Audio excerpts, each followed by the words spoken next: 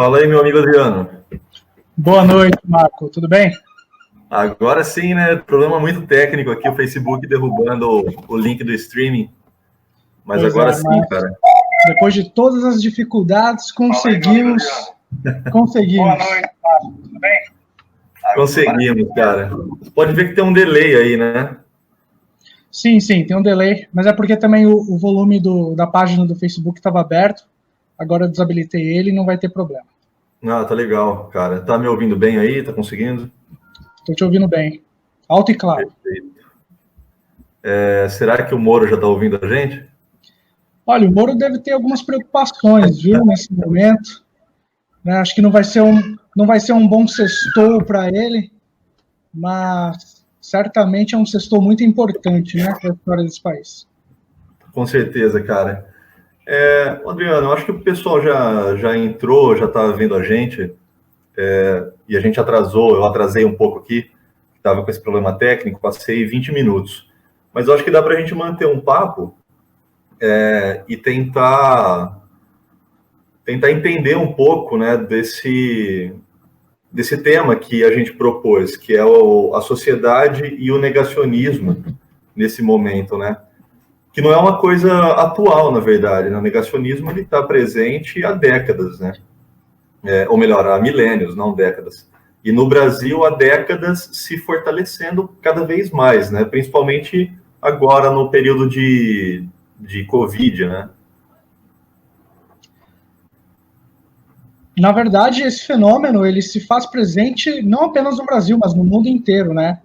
Ele acabou se tornando uma arma política da extrema-direita mundial, a alt-right americana, né? Através do Stephen Bannon, que acabou criando essa ferramenta de trollagem mesmo na linguagem da internet, né? De sucessivas aproximações com os extremismos, né?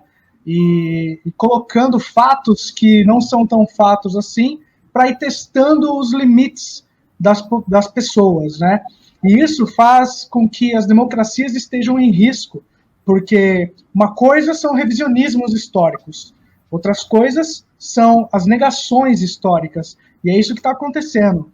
O negacionismo ele é muito perigoso, porque ele acaba apresentando argumentações que validam atrocidades do passado, como, por exemplo, a negação do Holocausto, a negação do genocídio indígena, por exemplo, até o absurdo da negação do racismo no Brasil. Temos falas do nosso presidente recentes dizendo que o racismo é coisa rara no Brasil. Isso é um negacionismo brutal e que mata gente, que mata pessoas e coloca em xeque, como eu disse anteriormente, as democracias ao redor do mundo, né? Ao redor do globo.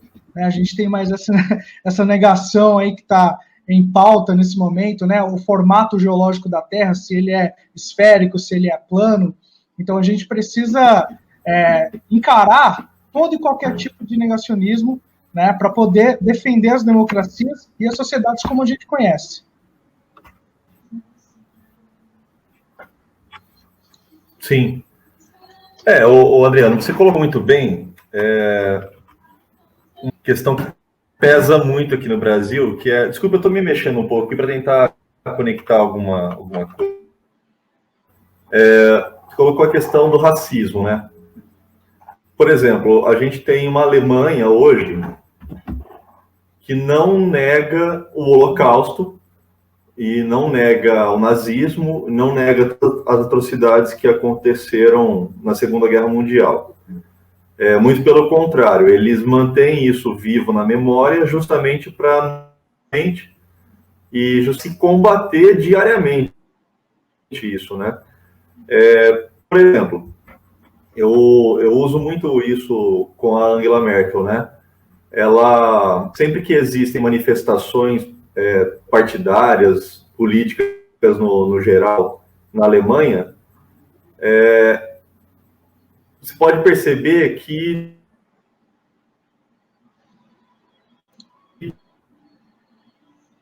dificilmente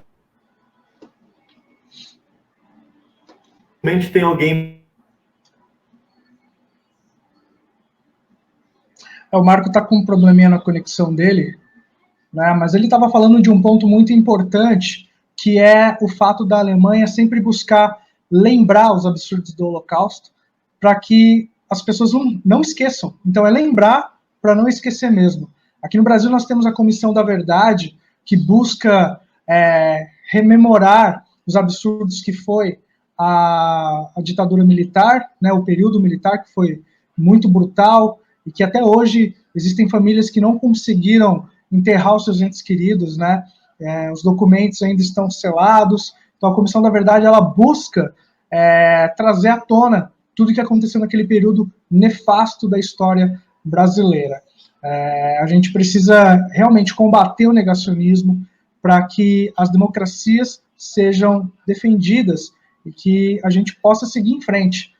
Negar os fatos históricos com achismos, né? Fazer uma revisão histórica com base nas experiências particulares, elas acabam surtindo efeitos muito ruins, porque as suas experiências particulares não são a realidade que afeta toda uma sociedade.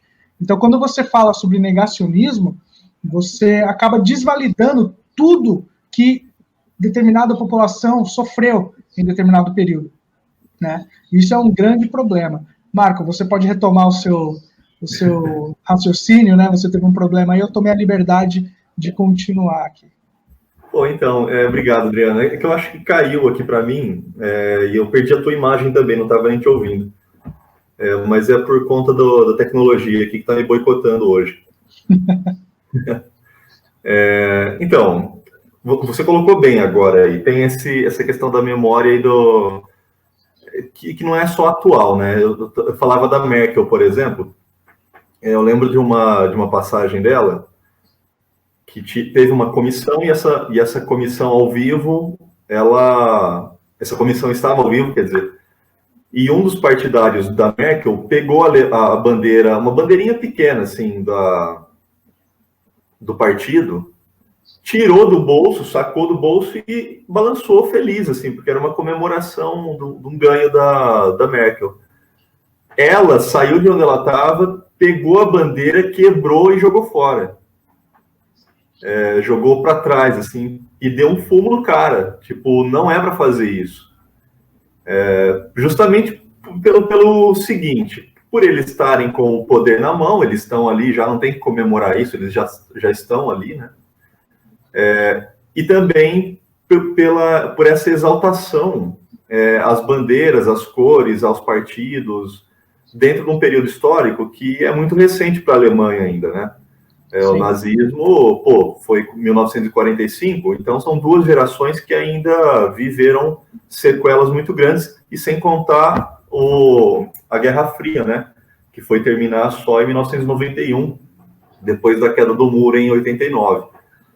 Aqui no Brasil, a gente tem esse negacionismo presente com o racismo. Além de ser social, né, presente na sociedade como um todo, coletivamente, ele é estrutural, né? Então, quando a gente tem um presidente, por exemplo, que diz que ele não tem culpa ele não tem culpa do racismo porque ele não escravizou negro nenhum. Poxa, cara, 300 anos depois, a gente vive o racismo muito presente ainda, né?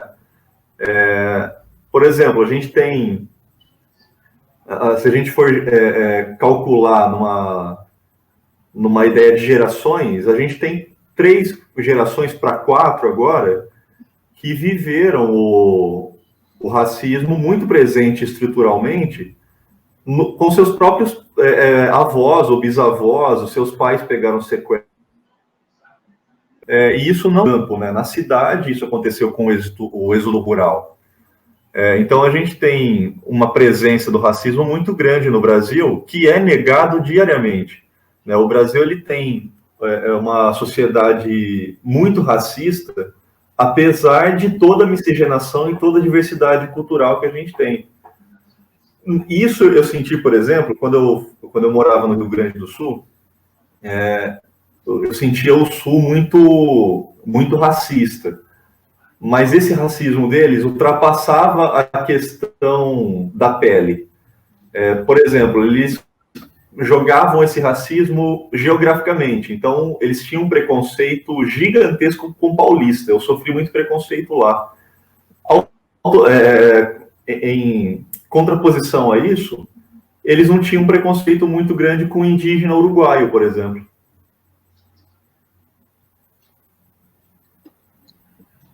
Quando a gente fala sobre o racismo estrutural no Brasil, eu sempre lembro, e sempre que eu tenho a oportunidade de conversar com os amigos, gosto de citar o escritor Gessé Souza, que tem um livro fantástico que fala sobre esse tema, a Elite do Atraso, né? Ele fala sobre a reverberação do período escravocrata no Brasil até hoje. E a gente teve a manifestação disso em sua mais pura... eu não sei nem a palavra que eu posso usar para colocar aqui, mas em sua mais pura podridão, na propaganda do governo federal, que foi divulgada ontem ou antes de ontem, né, com crianças escandinavas representando a população brasileira. Ora, nossa maioria no Brasil, a maioria da população é negra e feminina, né? Então, se você quer buscar uma representação numa propaganda do governo federal, você precisa buscar a representação do seu povo e não negar, né, o que o seu povo é, as origens do seu povo.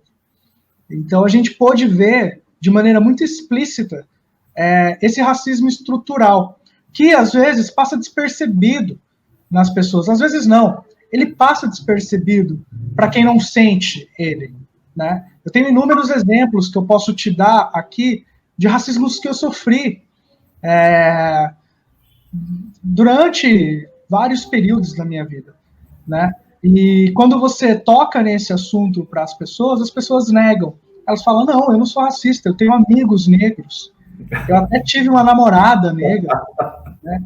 E isso é uma negação histórica e comportamental que precisa ser superada. Cedo ou tarde, nós precisamos superar tudo isso. Agora, voltando ao tema central do negacionismo, a gente está vivendo um período muito perigoso, como eu tenho batido muito na tecla aqui, da revisão histórica, né? As pessoas estão usando a sua ideologia para poder fazer essa revisão, e não fatos históricos. Isso é muito perigoso, né? Porque mancha a memória das pessoas, mancha tudo o que aconteceu no passado e busca reescrever um presente para um futuro nefasto. Porque tudo começa assim, começa com a negação, começa com a polarização, começa com eles contra nós contra eles, né? Começa com somos melhores, somos mais patriotas, eles não merecem, eles são menos. E quando vê, a gente está praticando câmara de gás, a gente está praticando genocídio, né? Então é preciso a gente se agarrar a fatos históricos baseado em ciência, baseado em história, baseado na ciência da história e no trabalho de historiadores sérios que devotaram a vida a esse tipo de trabalho, né? A gente vê as democracias se deteriorando através de notícias falsas, né? E a gente vai ter o aprofundamento disso nos próximos períodos eleitorais com uma ferramenta chamada deepfake, que a pessoa acaba pegando a imagem, né, da pessoa que ela quer agredir com a deepfake e consegue copiar a voz, copiar as expressões faciais, até mesmo o gesticular, né, da pessoa e criar um diálogo, né? E isso também é muito perigoso para o nosso futuro. O Marco, eu acho que está tendo um probleminha aí, então eu estou tendo bastante tempo aqui para falar com vocês e realmente, acho que todo mundo já teve uma conversa com um colega, seja na rede social, seja mesmo presencialmente, né, de pessoas acabando dando as suas opiniões sobre coisas que são importantes e pertinentes serem discutidas, mas dando a sua opinião sem o devido aprofundamento, né? E aí pega através desse achismo e faz uma revisão sobre tudo que aconteceu. O Marco falou sobre algo muito importante, que é a negação do racismo, né? As pessoas usam desse argumento de falar eu não escravizei ninguém, então não é culpa minha, né? mas a pessoa não consegue palpar todos os benefícios que teve ao longo dos 300 e tantos anos de escravidão no Brasil, né? Não consegue entender que quando os negros foram libertos sem direitos alguns, né? E foram jogados para as áreas rurais que hoje são as periferias. Não podemos negar essa história, não podemos negar essa realidade para que a gente possa seguir em frente com a evolução democrática no nosso país. Acredito que o Marco deva voltar aí em breve, mas caso ele não volte, estou aqui, eu vou ver aqui na live como é que estão os comentários de vocês, para a gente poder continuar batendo papo. Samuel Araújo, é de debates assim que precisamos ter constantemente, para falar sobre nós e que somos, é o que desejamos ser como povo. Muito legal. A Juliana Magalhães também mandou aqui um comentário. Ante o fenômeno do negacionismo em nossa conjuntura, e bem lembrado sobre a Comissão da Verdade, o direito à memória e tal efeito ligado ao fato de não ter realizado no Brasil a justiça de transição. É exatamente isso, Juliana. Né? É importante termos a memória para que a verdade venha à tona e para que a justiça seja feita nesse país. O Gustavo, falando aqui, Gustavo Vila, meu grande amigo, a ignorância e o achismo reinam e a maior parte das pessoas pauta suas opiniões somente pelo que ouviram falar. Exatamente. Isso é um grande problema que estamos vivendo, principalmente agora nesse período de coronavírus, né? Que um turbilhão de informações chegam e a gente acaba não sabendo da onde tirar as informações. Bem, fica aqui o apelo para que a gente tire as nossas informações e os nossos posicionamentos dos órgãos competentes, né? A OMS, por exemplo, é a Organização Mundial da Saúde, onde o supra-sumo da medicina mundial se encontra, né? Cientistas, médicos, então é essa turma que a gente tem que ouvir. O Trump deu uma declaração horrível sobre o tema essa semana, falando para as pessoas injetarem produtos de limpeza doméstica para matar o coronavírus. Isso é um absurdo. A gente viu o New York Times, a CNN colocando, né, por favor, não façam isso, não injetem produtos de limpeza nos seus corpos, né?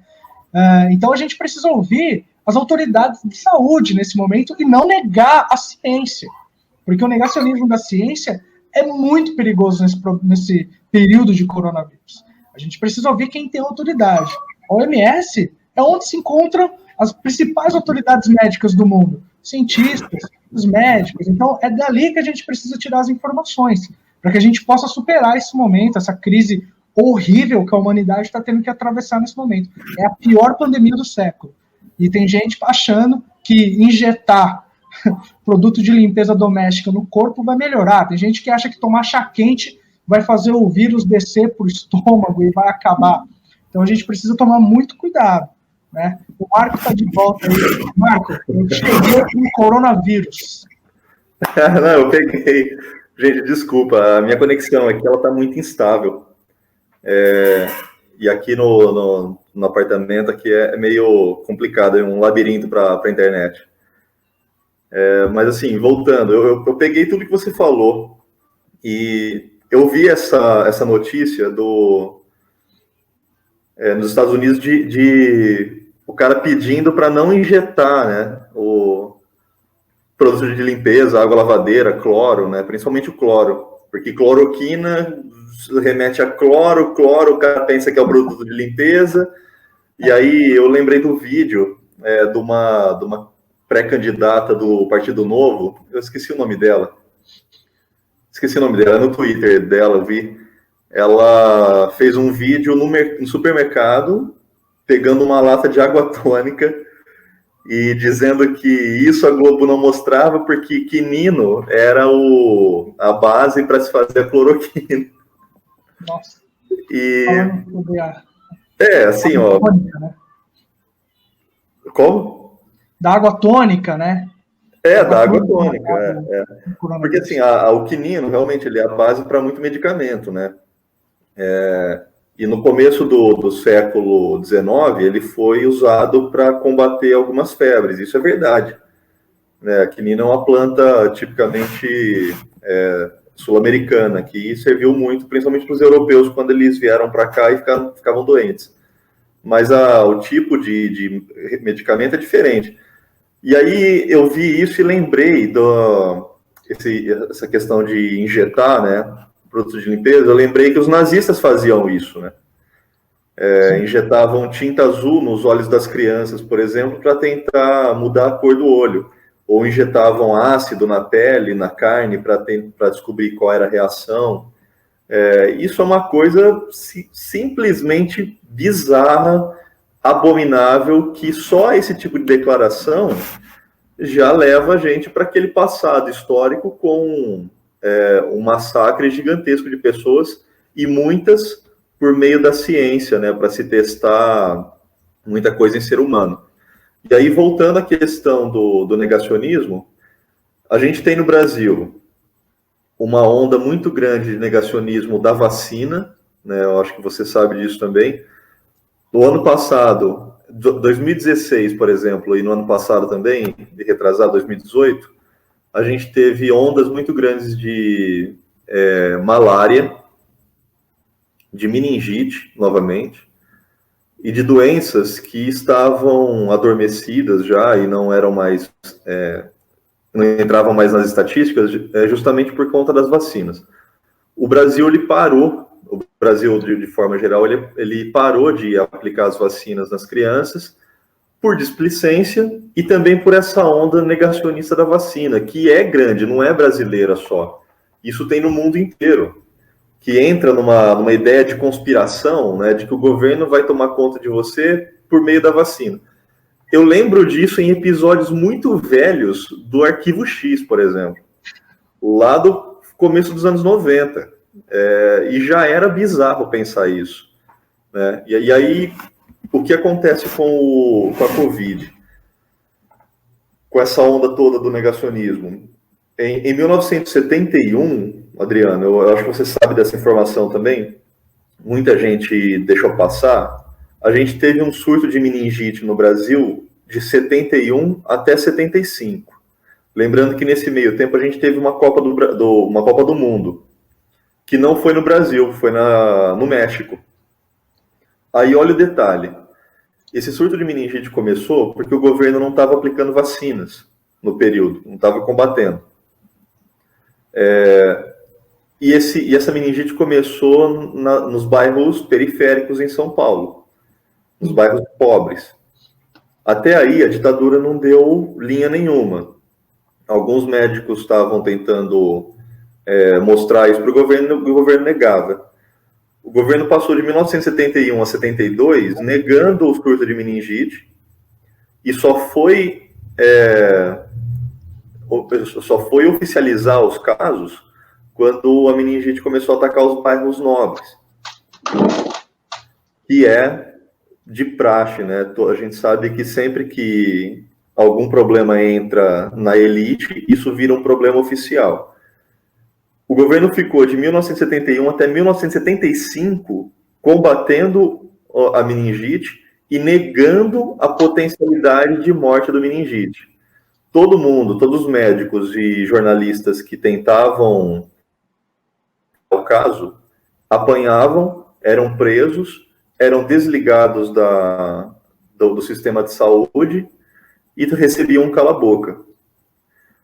O que aconteceu? Em 74, quando o governo realmente viu que era um caso sério, ele justificou a Copa do Mundo não ser no Brasil por conta do surto de meningite.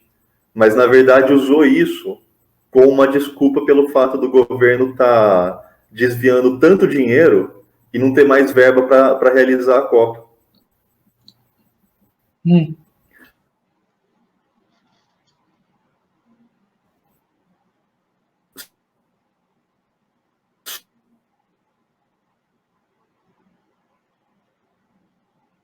Mais uma vez o Marco... Só aí eles foram... Mais uma vez o Marco teve um problema aí com a conexão dele, mas é muito interessante isso que ele está falando, né? Que demonstra como também o problema do negacionismo vem de encontro a um problema econômico, né? E a gente sabe que as desigualdades, elas geram um certo tipo de teorias de conspiração. Por exemplo, as pessoas não têm muita confiança nas indústrias farmacêuticas. Elas veem as indústrias farmacêuticas e de maneira correta, com uma certa desconfiança, né? A gente teve aí a tentativa de governos de países imperialistas, de países que dominam o capital, de usar países africanos como cobaias para testar vacinas, né, da Covid-19. E houve uma resistência muito forte para que esse movimento não acontecesse. Marco, eu assumi aqui de novo, porque você teve um problema na sua conexão, mas continua aí com o seu raciocínio, depois a gente retoma esse raciocínio aqui. Não, mas é dentro disso mesmo, Adriano. Cara, e fica à vontade, sempre que cair aqui minha conexão por algum motivo, assume a bronca aí, porque aí o governo só vai ver você mesmo, eu não vou ter problema.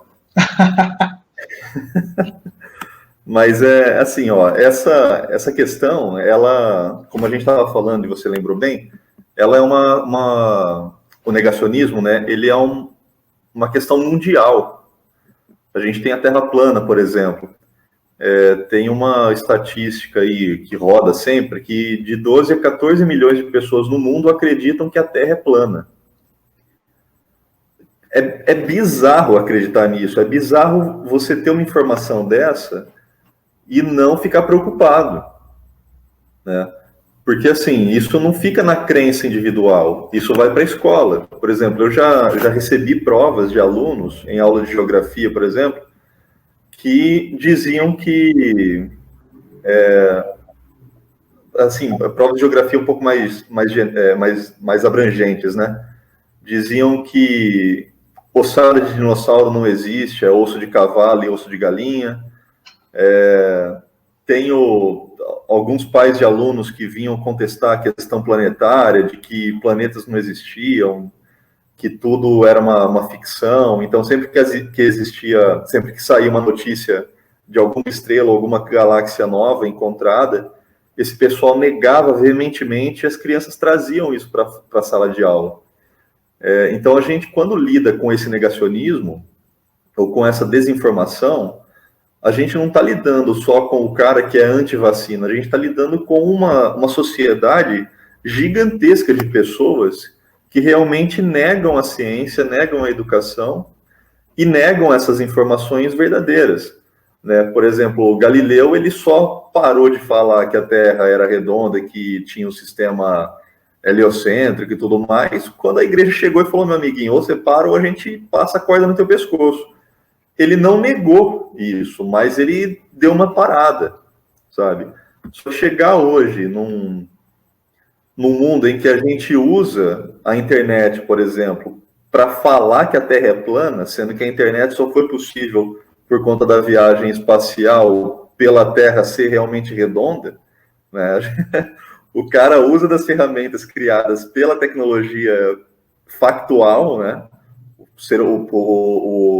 ser humano ter saído do planeta e não toda a galáxia existir dentro da atmosfera terrestre, né? Como alguns pregam, alguns terraplanistas pregam, né? Que a gente vive numa redoma. E aí eu lembro bem quando teve a entrevista no Danilo Gentili lá com alguns terraplanistas, inclusive um é montialtense, né? Você sabe bem. E o cara falou... O cara falou: olha, imagina uma mesa de bilhar e todas as bolas em cima da mesa de bilhar. E a Terra é a mesa de bilhar. Como lidar com essa situação, sabe? Como falar para um cara desse? A gente ri, mas não é cômico, é preocupante. Não, é preocupante. Eu vou justificar isso também, Adriano, né? Quando você falou do negacionismo estrutural, do cara que fala: eu tenho amigo negro, eu tenho amigo gay, eu tenho amiga lésbica. Cara, isso não vem ao caso. Você falar uma barbaridade dessa é oficializar, é legitimar que a pessoa é diferente, cara. Quando você fala assim: não, eu tenho até amigos que acreditam que a Terra é redonda. Mas como assim? Quem são esses amigos?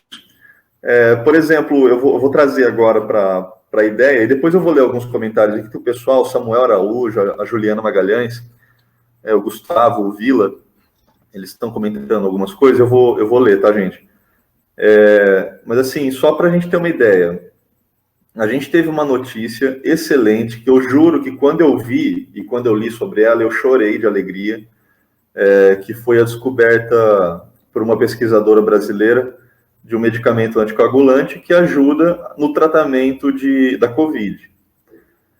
Esse medicamento ajuda no tratamento, né? Aí teve até a pessoa que perguntou, mas ele mata o vírus? Não, mas a questão não é matar o vírus, água e sabão matam o vírus. A higiene pessoal... Vai ter gente tomando água e sabão. Não façam isso. Não toma água e sabão, não. Toda criança já tentou quando era pequena e não imunizou ela. Mas a gente tem, por exemplo, essa notícia que é maravilhosa, desse anticoagulante que ajuda a combater a COVID. A gente não viu as pessoas compartilharem essas notícias, né? Pelo contrário, a gente vê essas pessoas dizendo, não, mas será que combate mesmo? Quero ver se isso vai ajudar, porque isso não foi aprovado ainda. Da mesma forma que a gente falou da cloroquina ou da hidroxicloroquina, esse pessoal está falando desse tratamento agora. Mas a gente tem que saber que são duas coisas totalmente diferentes. A cloroquina, ela prejudica, ela tem efeitos colaterais gigantescos no organismo. Quanto mais injetar, né, feito um viciado em heroína, injetar cloro na veia, né, por favor, né, bizarro isso. E aí esse tratamento dessa pesquisadora, ele é revolucionário nessa utilidade do medicamento, que é o medicamento padrão que existe na rede, por exemplo, de muito baixo custo. A gente não vê notícias dessa tomando uma grandiosidade que deveriam, né? Além de que, e vamos deixar claro aqui, automedicamento realmente é proibido, não façam isso, não. A automedicação não é legal, nem com a dipirona, mesmo se tomar horrores de dipirona, você vai passar mal. Mas tudo isso está dentro de um estudo que ela fez, e de um estudo que foi para uma revista científica mundial, né? Como eu coloquei outro dia lá, quando a gente fala de OMC, Organização Mundial de Saúde, a gente está falando de uma organização mundial de saúde. Ela envolve o mundo inteiro, ela envolve cientistas e pesquisadores e médicos de alto renome, né? Não é na Unisab que os caras estão se formando, os caras estão pesquisando dia após dia, né? Então, quando a gente tem notícias dessa, dificilmente elas têm uma repercussão muito grande. Por que eu estou falando isso? Para entrar no seguinte, Adriano.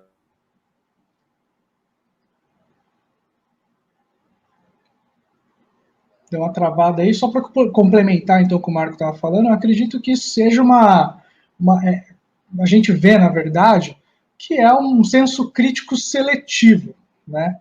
A gente vê hoje... Você sabe bem, a gente tem uma no Brasil que é absurda, e a gente tem uma negação das mulheres absurda, né? Então, assim,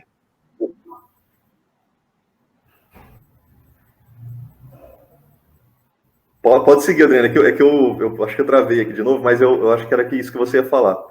A gente tem uma negação da ciência e tem uma negação socialista de uma pessoa brasileira num Brasil que combate não só a ciência e a educação, além da notícia da medicação, do tratamento, tem uma notícia de que é uma pesquisadora mulher brasileira, é uma coisa para se comemorar, soltar rojão e fazer festa de 3 meses seguidos.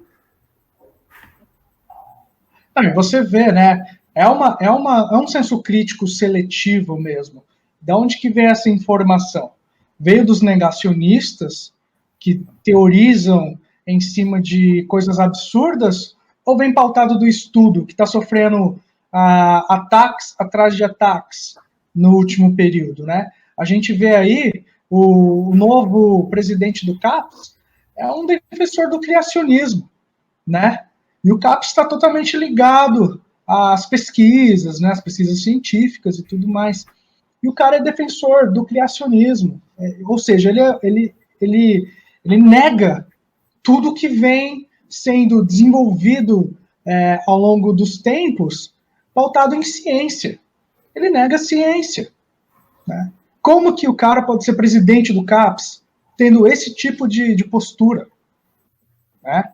Então, quando a gente vê esse tipo de situação sendo questionada, né, ou não sendo divulgada, como você colocou, é realmente preocupante, porque a gente vê uma tendência presente e para o futuro, espero que seja um futuro não tão permanente, né, de realmente uma negação da ciência, do estudo, né, da comprovação dos fatos, e que fica aí pautado dentro de achismos, pautado em certezas vazias, em certezas rasas, que acabam prejudicando toda a sociedade em todas as frentes, seja nas frentes medicinais, nas frentes comportamentais, nas frentes democráticas, no que diz respeito à política, né? Então a gente realmente está num período que existem vários desafios. Eles vêm se acumulando com o passar do tempo e agora vem se agravando, né?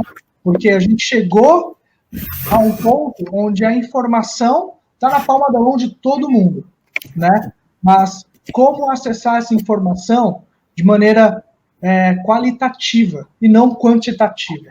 Porque hoje a gente tem uma quantidade de informação absurda a todo momento. A gente acorda, começa a receber informação. A gente vai dormir, está recebendo informação. Agora, como qualificar esse tipo de informação que a gente recebe? É esse o desafio que está posto, né? Como se comunicar com as grandes massas? Como fazer as pessoas entenderem que é preciso checar 1, 2, 3 vezes as informações para que aí sim você possa disseminar elas, né? Os negacionistas estão ganhando terreno, os negacionistas estão ganhando essa batalha e a gente precisa reagir.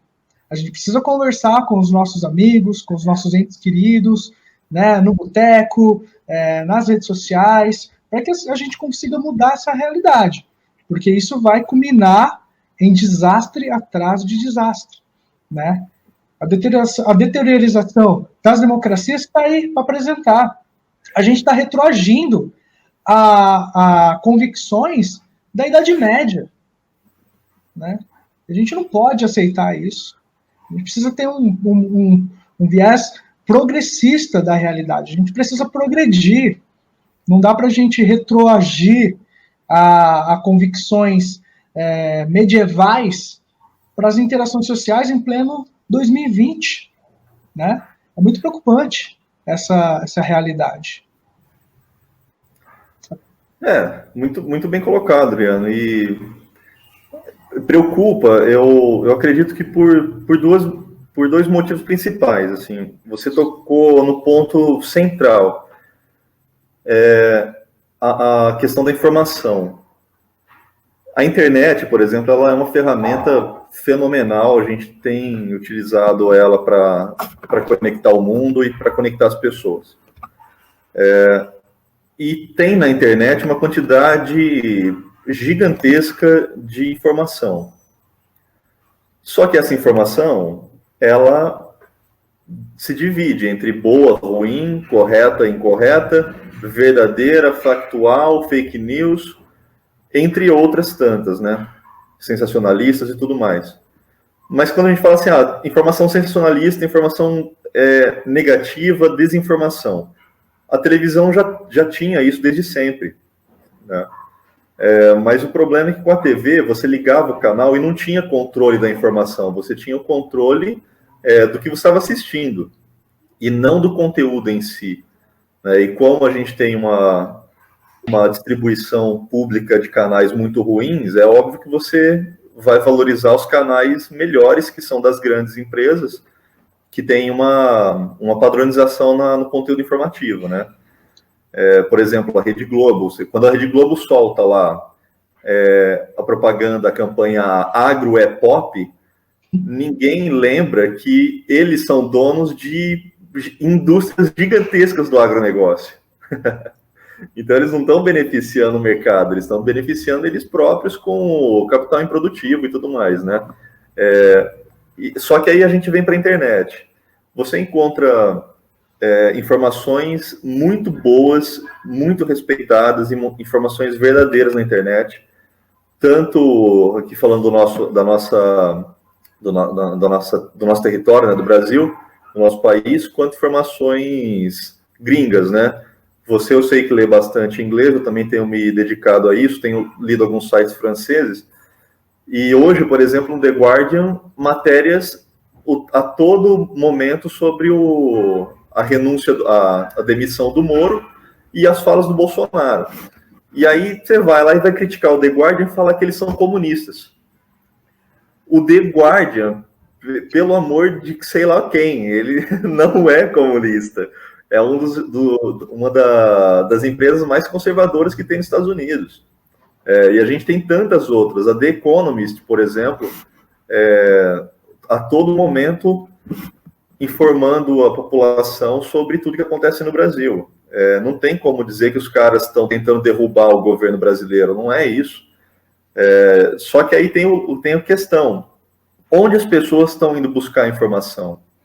Elas estão se informando única e exclusivamente pelo WhatsApp, pela Unisap, que foi quem deu margem para a eleição, que ele só conseguiu realmente se eleger por conta das fake news, e hoje a gente vê que esse ministério, né, das fake news, esse departamento, essa pasta da fake news, ela é real, o gabinete do ódio, ela é real, e quando a gente tem informações plausíveis, informações reais, esse tipo de informação, ele não tem um apelo e uma velocidade tão grande quanto as fake news, né? Porque a fake news, ela está no povão mesmo, o povão está compartilhando toda hora, e ele não quer informação real, ele não quer informação grande, ele não quer parar para pensar no que está acontecendo e ler. Eu vou dar um exemplo meu. Tenho muitos amigos que falam assim, pô, você fica escrevendo textão no Facebook. Cara, o que é textão no Facebook? 4 parágrafos? Meia página de Word? Né? A gente tem, assim, uma quantidade que o cara precisa rolar ou clicar no ver mais, né? Leia mais. Isso para ele já é textão. Qualquer coisa que saia dos caracteres do Facebook já é textão. Por quê? Porque esse tipo de texto o cara não quer mais ler. Quando ele abre o WhatsApp e a informação que tiver lá não for um meme, para ele já é textão e não vale. Você acha, Adriano, que essas pessoas elas buscam se informar mais com conteúdos cada vez mais diminuídos e cada vez piores, né, por causa da falta de qualidade? Ou você acha que ainda existe uma resistência de pessoas que realmente procuram se informar? Em algum momento a gente vai conseguir pôr na cabeça desse povo que ele precisa ler mais do que um meme, ele precisa ler um livro inteiro, por exemplo. Olha, Marco, você tocou em vários assuntos importantíssimos falando sobre a mesma realidade. Você começou falando sobre o The Guardian ser comunista, né? A gente tem uma lista de comunistas enorme e de pessoas e instituições inimagináveis, né? A gente vê pessoas e instituições totalmente anticomunistas sendo chamadas de comunistas por conta do negacionismo ideológico das pessoas. Então, tudo que vai de contra a minha ideologia, as minhas convicções rasas, é comunista, né? Não vale, está errado, não serve. E isso é muito perigoso, porque a pessoa não se desenvolve, ela fica correndo em volta daquele ponto eternamente e não consegue sair daquela bolha, né? Você também tocou num assunto importante sobre a relação do capitalismo com tudo isso. A gente vê, e a gente já sabe, a gente percebe no dia a dia, que o capitalismo é orgânico, ele se transforma a cada vez que algo se contrapõe a ele. E o capitalismo, ele vive crises cíclicas, né? E ele já está em crise há algum tempo. A gente não conseguiu se recuperar da crise de 2008 até hoje. As economias do mundo, principalmente as economias emergentes, sofrem com a crise de 2008 até hoje. E era eminente que haveria um colapso econômico do capital improdutivo, né, do capital financeiro. E o Covid veio para acentuar ainda mais esse fato que iria, cedo ou tarde, mais cedo do que tarde, ocorrer. Então eu vejo também que essa disseminação de fake news, essa forma de colocar, essa forma de se comunicar através de memes, de textos de 120 caracteres, é uma forma também do sistema se defender, né? De não deixar as pessoas se aprofundarem nas suas próprias necessidades.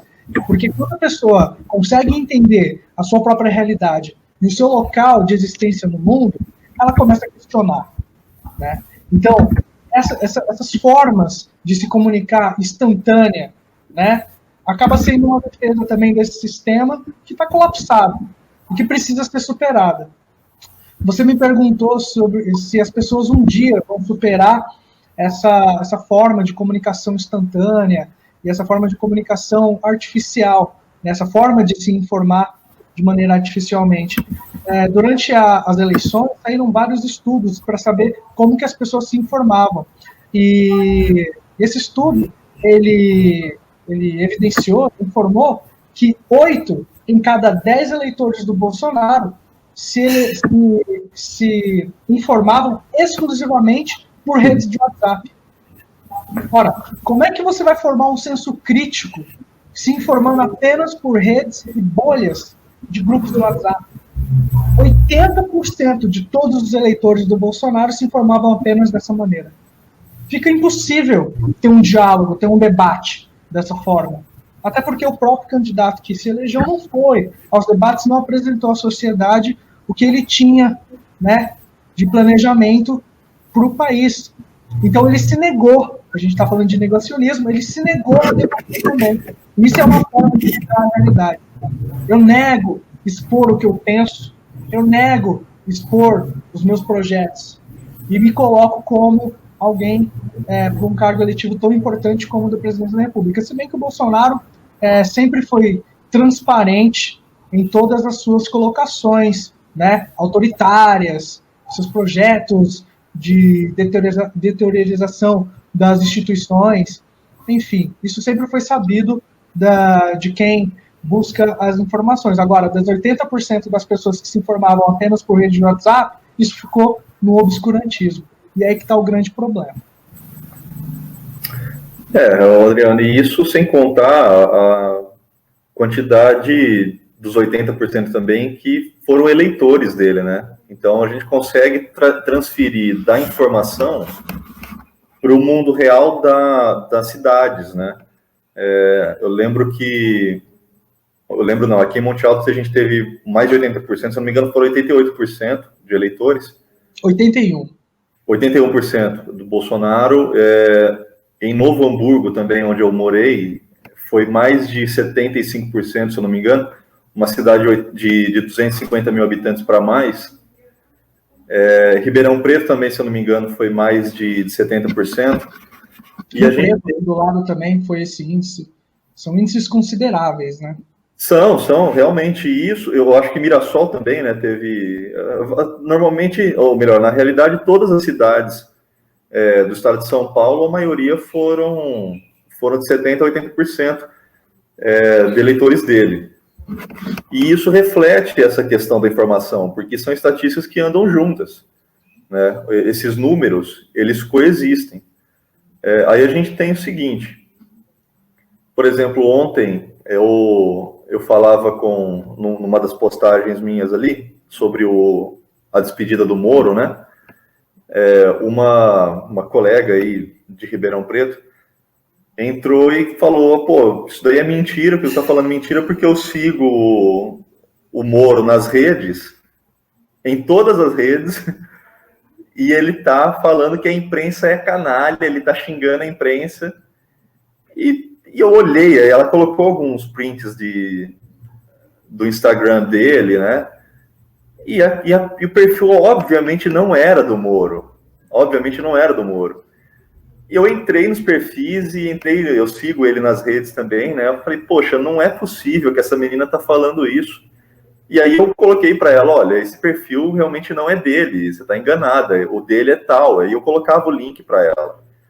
E ela se negava, não, é verdade, eu sigo ele sim, porque ele tem várias redes, vários perfis, e são todos verdadeiros. E eu tentando explicar para a pessoa que não, que ela estava sendo enganada por alguém. E ela negando isso o tempo todo. Hoje me apareceu também isso, né? Algumas pessoas colocando assim, aquele velho papo, né, Adriano? Agora tem especialista em tudo, né? Especialista em política, em saúde, não sei o quê, falando que já sabia que o Moro ia trair, que o Moro era bandido, que ele passou o pano para o Bolsonaro. E o final é o clássico, deixa o Bolsonaro trabalhar, deixa o presidente trabalhar, isso não muda nada na nossa vida, não faz cair mais dinheiro no meu bolso. Não, meu amigo, é justamente o contrário, isso faz tirar dinheiro do teu bolso, isso faz precarizar o teu trabalho, isso faz você não ter emprego, isso faz a economia não girar, porque essa mentira, né, a economia vai quebrar agora por causa do Covid, não vai, o Brasil tem riquezas quase infinitas. E quando o patrão vai lá e fala para você, você tem que trabalhar e eu vou ficar aqui em casa na segurança, é para defender não o seu trabalho, é para defender o capital do cara, da empresa, né? E o próprio o trabalhador se nega a perceber isso. Isso por quê também, Adriana? Eu já jogo para uma outra... É legal esse papo porque está ficando gravado, eu vou soltar depois. Eu já jogo para uma outra ideia. Eu vejo muito isso no ambiente de trabalho, no meu ambiente de trabalho, que é a escola. A gente tem uma situação muito, muito estranha, que é a seguinte: o professor, ele não compreende a si próprio como operário. Ele não compreende a si como uma força de trabalho que depende de uma produção. Existe, eu sei, um debate, porque a gente produz conhecimento imaterial, né? A gente produz um bem imaterial, para saber se isso entra na cadeia de produção, se não entra, mas enfim, como trabalhador ele entra, assalariado, né? E a gente tem o próprio trabalhador, com o sucateamento dos sindicatos e tudo mais, o trabalhador ele não se vê mais como operário, o sentido de operário para ele é o cara da CUT. Não é mais ele. Ele acha que ele está além disso. Um dos motivos para isso ter acontecido vem lá desde Fernando Henrique Cardoso, que é a meritocracia, né? O cara achar que ele é patrão de si próprio e usar da força de trabalho para conquistar o que ele tem na vida, esquecendo de todo o processo histórico e esquecendo da coletividade, porque ele sozinho não gera nada, né? Essa crise ela veio para evidenciar realmente quem é que gera riqueza, né? Quem gera riqueza são os trabalhadores, não uma classe só de trabalhadores ou não um indivíduo trabalhador, mas a grande massa de trabalhadores, né? Todas as classes, todas as engrenagens produtivas, né? Então a gente precisa entender também a relação de forças entre trabalhadores e empregadores, que não são forças equivalentes, né? Não existe paridade de força, e é por isso a importância de grupos profissionais, centrais, sindicais, para poder fazer essas negociações, né? Então a gente vê, você tocou no assunto aí mais uma vez, sobre como as pessoas não conseguem reconhecer o seu espaço na sociedade, como a pessoa não consegue entender qual espaço que ela ocupa. E há essa negação, né? Por quê? A desigualdade no Brasil é tão grande, e no mundo, na verdade, né? Você vê que a desigualdade no planeta Terra, a desigualdade econômica, ela chegou em patamares já insustentáveis. A gente precisa repensar a nossa forma de organização econômica, de desenvolvimento econômico. Eu não estou falando só a nível nacional, estou falando a nível global. A Terra é redonda, né, o globo. Então, a gente precisa realmente discutir como fazer as pessoas entenderem o seu posicionamento social, que a função que ela desempenha enquanto trabalhadora é uma função operacional, seja ela qual for, dentro da cadeia produtiva, porque ela não detém o capital, então ela é uma operária, né? Para que a gente possa buscar formas mais justas de distribuição da riqueza. A gente precisa parar de negar esse debate. A negação desse debate aprofunda essas desigualdades e aprofunda vários outros problemas oriundos dessa desigualdade. Problemas sanitários, problemas de violência, né? Então, quando a gente conseguir romper com essa inércia de negação do debate de desenvolvimento econômico, a gente consegue romper também com esses problemas estruturais que assolam todas as sociedades espalhadas pelo mundo, né? Sim, perfeito, Adriano. A questão acho que é bem essa, e pessoas como você, por exemplo, eu acho que são importantíssimas, cara, nessa situação toda,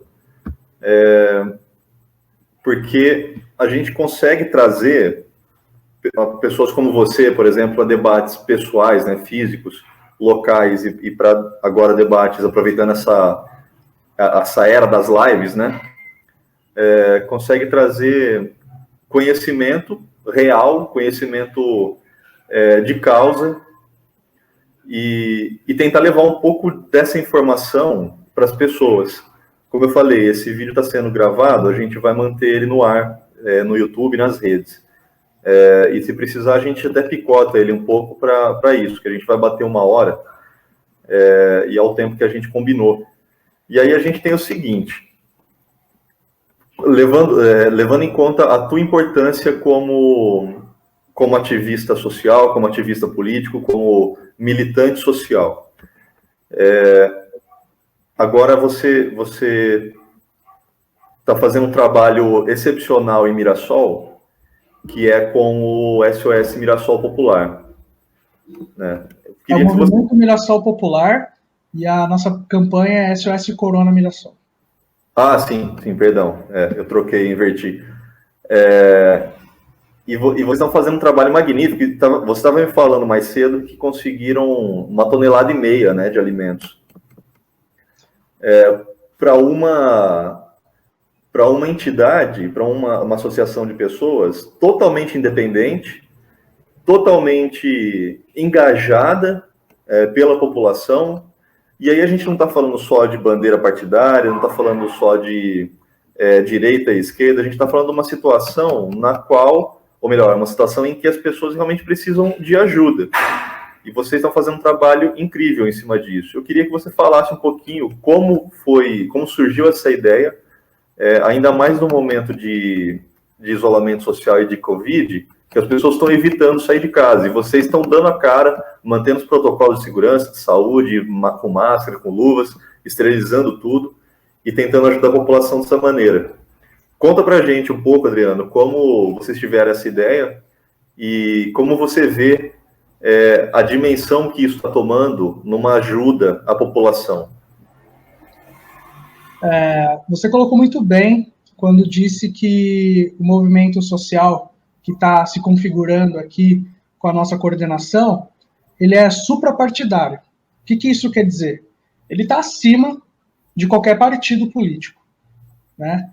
Tanto é que o nosso movimento social é formado por gente de esquerda, gente que se diz de direita, gente de centro, é formado por pessoas que estão buscando fazer o que o poder público está deixando de fazer, que é assistir as pessoas em situação de maior vulnerabilidade.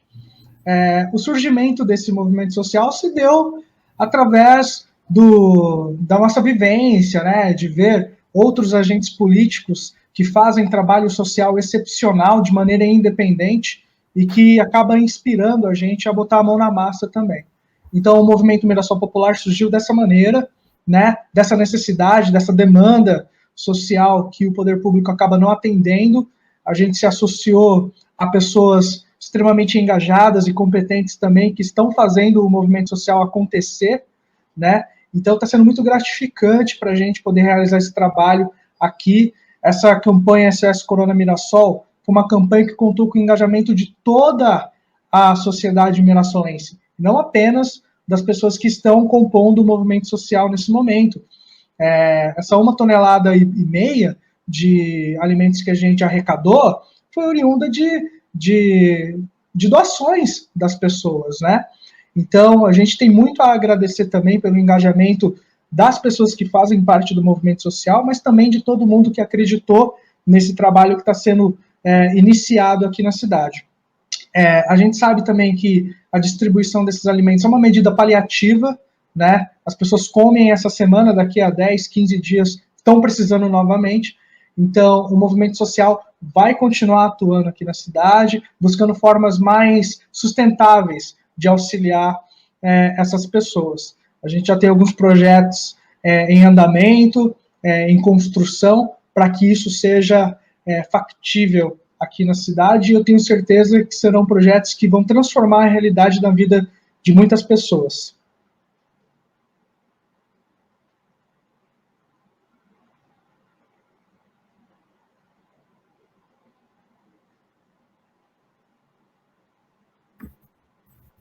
Bom, eu dei uma travada aqui de novo no microfone agora.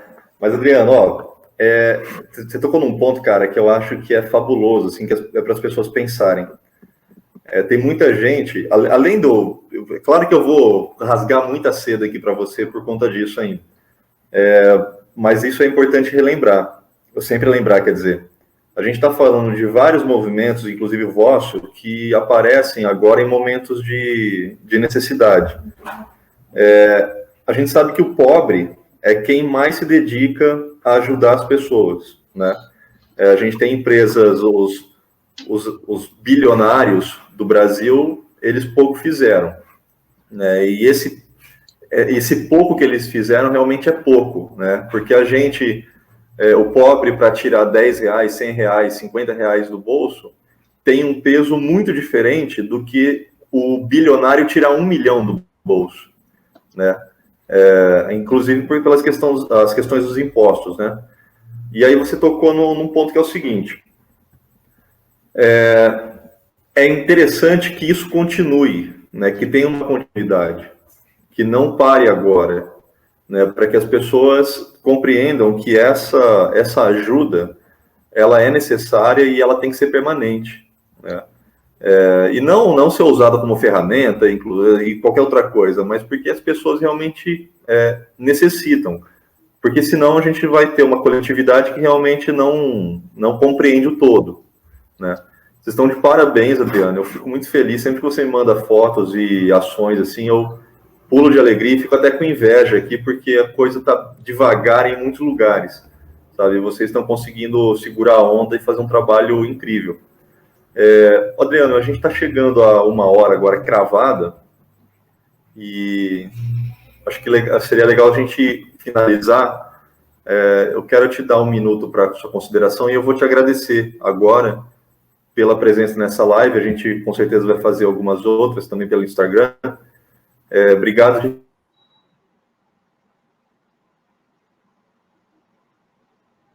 verdade por ter participado.